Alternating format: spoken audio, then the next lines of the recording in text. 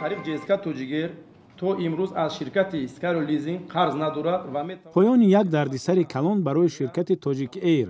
ин хулосаи суҳбатҳои Парвиз Шодмонзода, раиси ширкат буд, ки мегӯяд баъди музокироти тӯлонӣ бо ширкати литвонии Skyroad Leasing созиш карданд.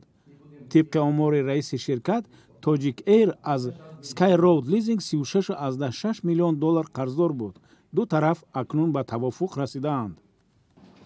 дар асоси шартнома ва созишномаи ошти тарафҳо гузаштҳои мутақобила карданд. аз ҷумла ҷск тоҷигер маблағи ҳисоббаробаркуниро ба суратҳисоби бонкии Skyro Leasing интиқол дод ва ширкати Skyro Leasing аз тамоми даъвои минбаъда аз ду ҳалномаи судии солҳои 2014 ва 2018 ва шартномаҳои иҷрои ҳавопаймоҳои соли 2009 басташуда бармеояд даст кашид.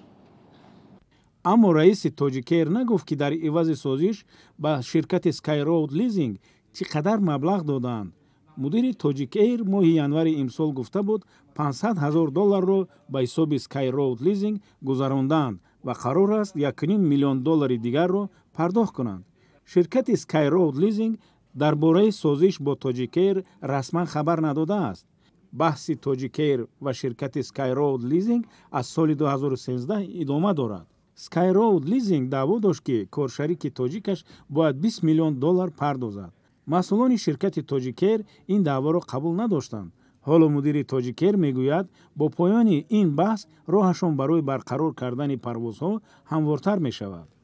пас аз ҳалли ниҳоии ин баҳс минбаъд дар мавриди молу мулк ва суратҳисобҳои бонкии ҷск тоҷигер дар хориҷи кишвар дар ҳеҷ гӯшаву канори ҷаҳон ҳабс, маҳдудият ва гарони дигар вуҷуд надорад. ҳабс аз ҳавопаймои Boeing 737-300 рақами сабти 444, ки моликияти ҷск тоҷигер мебошад, бардошта шуд.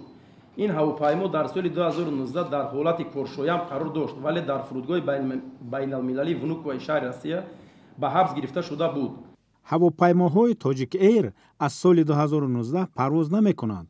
ин ширкат аз тирамоҳи соли 2024 парвозҳои маҳаллиро аз Душанбе ба Хорух, Панҷакент ва Кӯлоб оғоз кард. бо вуҷуди поёни як баҳси асосӣ маълум нест Togic Air кай парвозҳо ба хориҷи кишварро аз сар мегирад.